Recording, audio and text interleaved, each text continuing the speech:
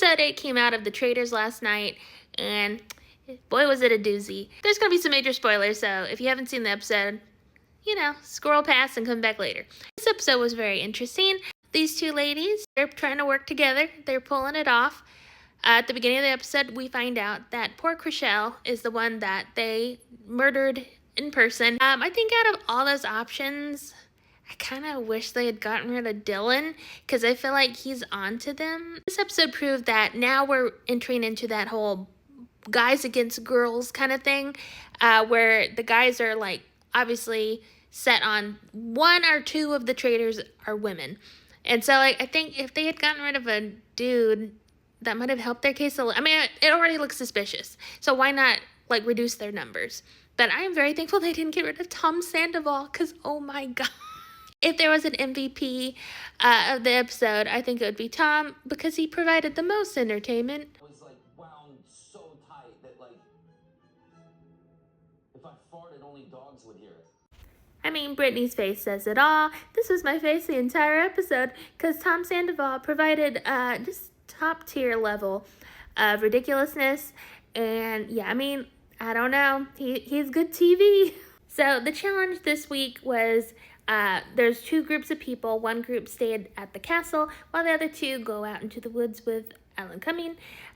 Basically, the goal was to find a bunch of creepy dolls. The dolls had a backwards nursery rhyme. They had to find the dolls, relay the nursery rhyme through the phone. People back at the house ran it through a little thingy, played it, frontwards, and then had to decide like what nursery rhyme is it. Then the people that got to go with Alan were also told, hey, there is a shield somewhere hidden in this little creepy house. Find it and save yourself. So the majority of the challenge, obviously everyone that's in that creepy house, they're looking for the shield, except for Tom. He is so set on being like the hero of the situation, and he thinks he has the best musical ability of anyone in that house. I think I'm the only person that is musically inclined in this whole castle.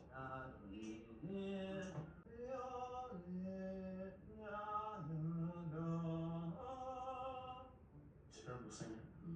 So Tom, he really pulls it out. There you go. And then obviously Sierra is the person that ends up getting the shield. She just kind of grabs it.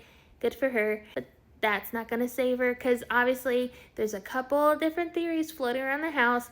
One of them was there must have been a traitor in one of the 3 coffins, and the only one left is Sierra.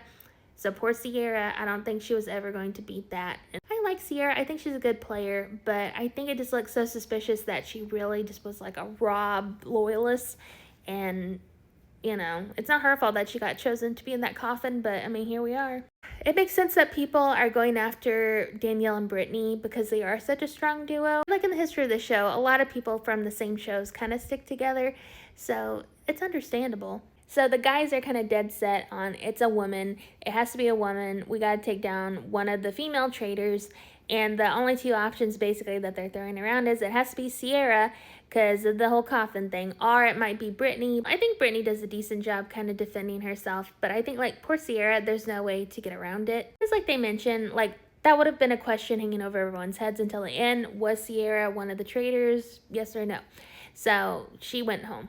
But obviously, Danielle and Brittany are kind of on the chopping block. It's not looking great for them. And honestly, it's not looking great for any of the women at the round table, because Sam, Ivar, Dylan, and Tom are kind of like dead set on we have to get rid of the women, which is not good. So like the episode ends and I am conflicted, because they're given the opportunity to seduce another member of the castle to be a traitor, or they could choose to murder instead.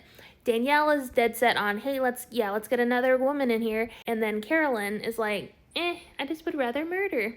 Because I agree with Carolyn. Danielle wants to bring in Brittany. It makes total sense that Carolyn is hesitant about Danielle bringing in especially Brittany, because they're such a strong duo. Of course, Carolyn would be afraid that they would like kick her out at the end, or even before that.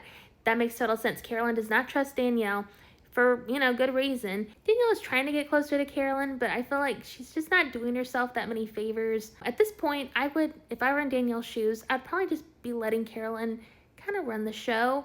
because honestly, Carolyn has better ideas, and she needs to prove loyalty to Carolyn somehow. And I feel like she's starting to do that, but I don't know. I don't know if it's too little, too late to save that relationship or what. But see, I'm conflicted because like they could invite one of the guys to become a traitor, but I think all four of those guys are kind of like Peter in last season. They are like faithfuls to the end. Out of all the women, I don't know. That's a toss up. I think Brittany would probably accept.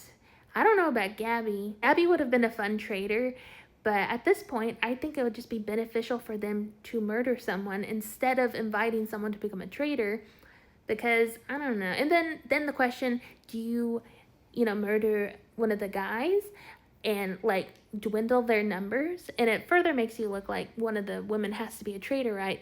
Or do you take out one of the women, but then like that doesn't really help because they're already dead set on it has to be a woman. I don't know what I would do, but I'm probably leaning towards Carolyn's thing, and I'd probably take out Dylan because Dylan seems to have a pretty good head on his shoulders. Honestly, Dylan or Sam.